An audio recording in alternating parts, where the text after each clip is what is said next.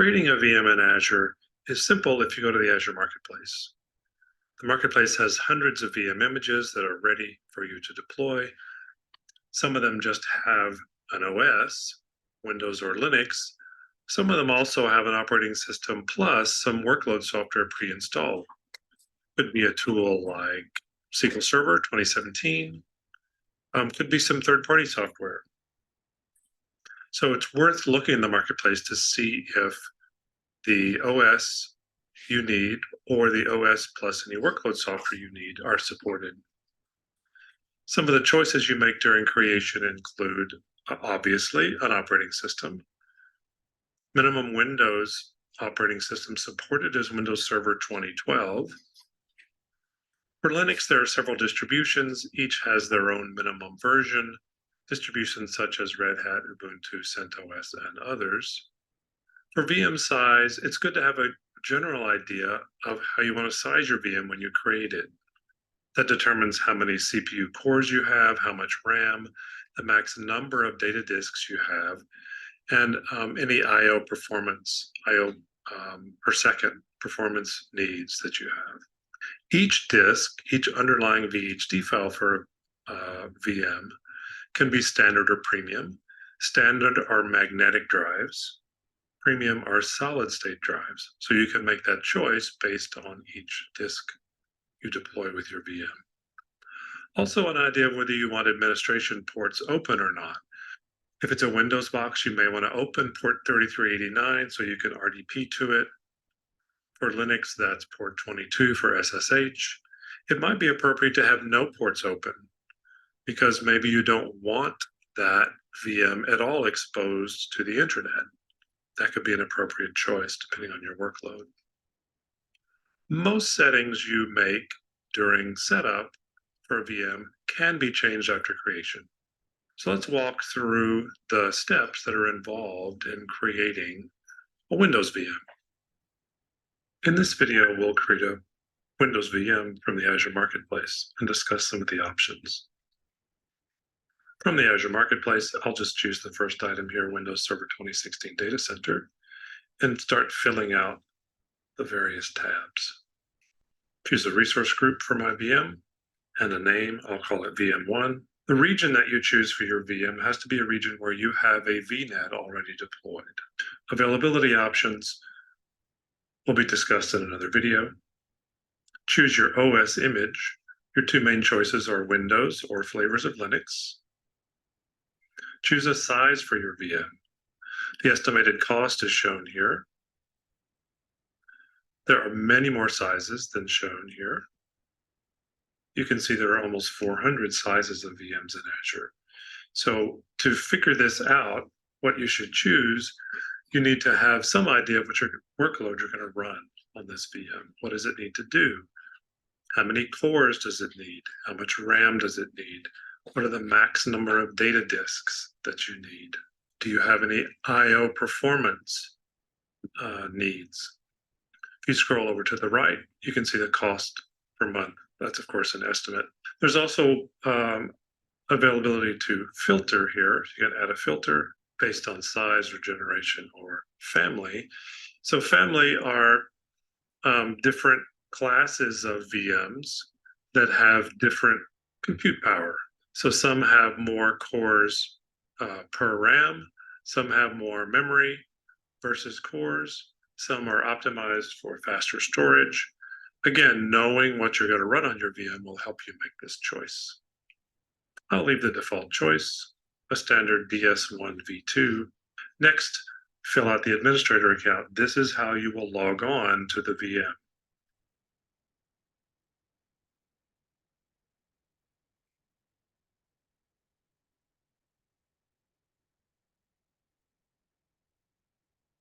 You can configure inbound port rules by default. Since this is Windows, RDP is enabled.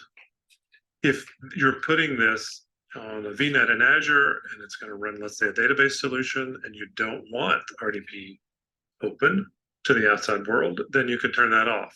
Also, if you have another jump host solution or going to use Azure Bastion to connect to the VM, you can turn off public inbound ports as well. Next, let's go to disks. On the Disks tab, You configure the OS disk. You'll always have an OS disk. It can be a solid state drive or hard disk drive, which is a magnetic drive. SSDs are recommended unless cost is a major concern. Data is always encrypted on that disk, but you can choose whether Microsoft manages the key, whether you bring your own key, or whether double encryption with Microsoft's key and yours are combined.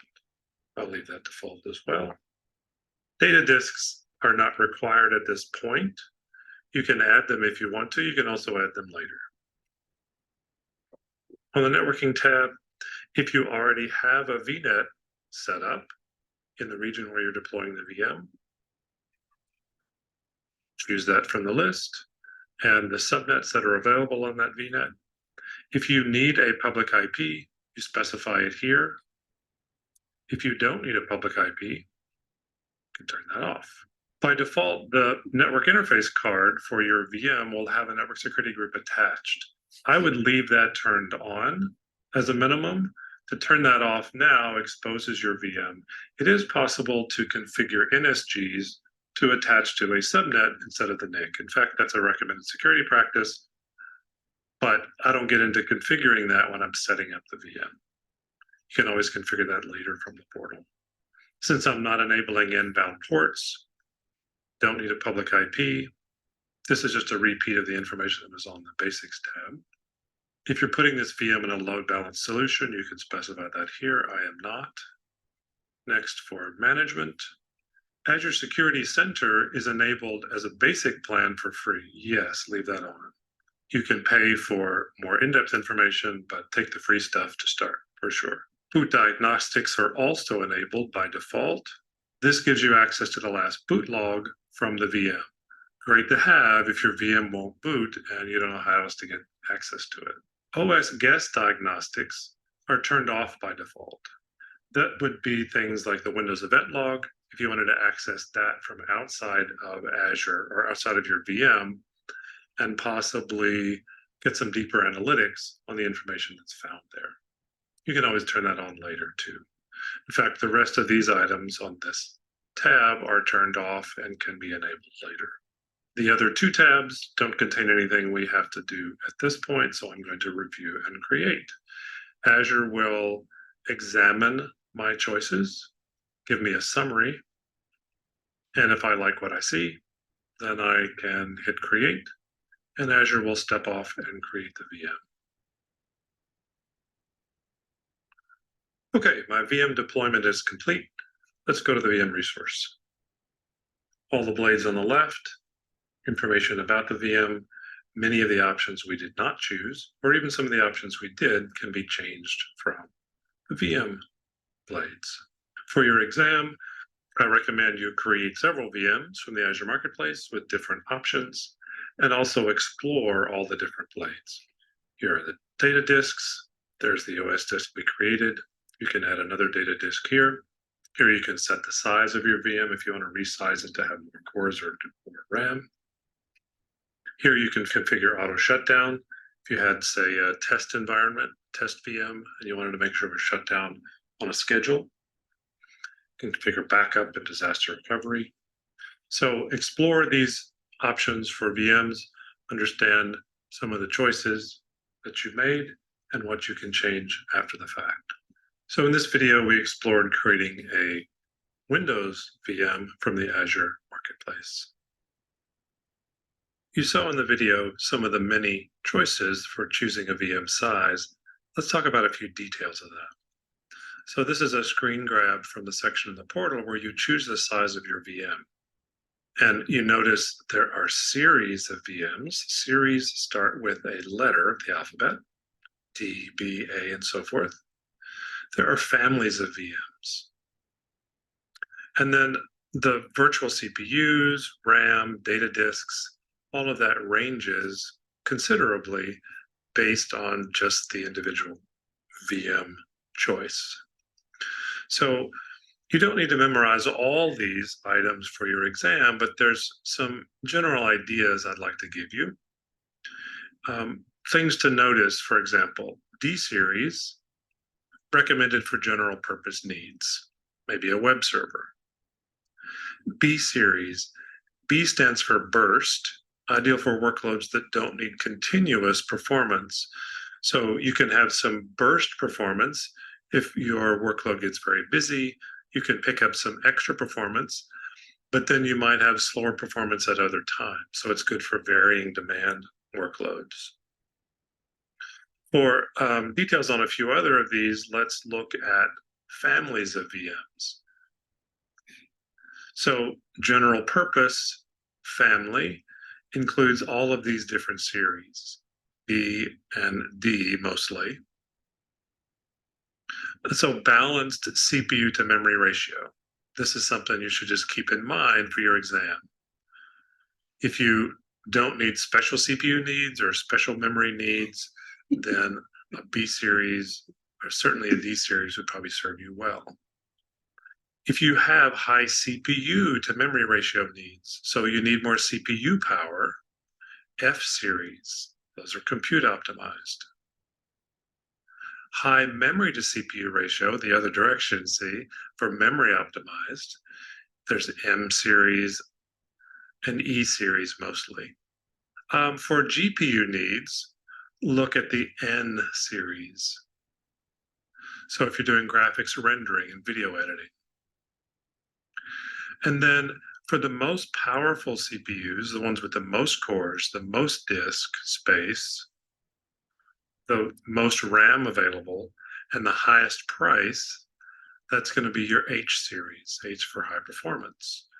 So rather than memorizing all the details of these, having a general idea of a family would just give you an idea of what kind of VM you might need to set up for a particular workload.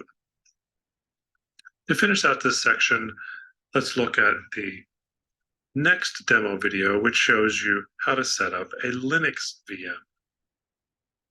In this video, we'll discuss creating a Linux VM from the Azure Marketplace.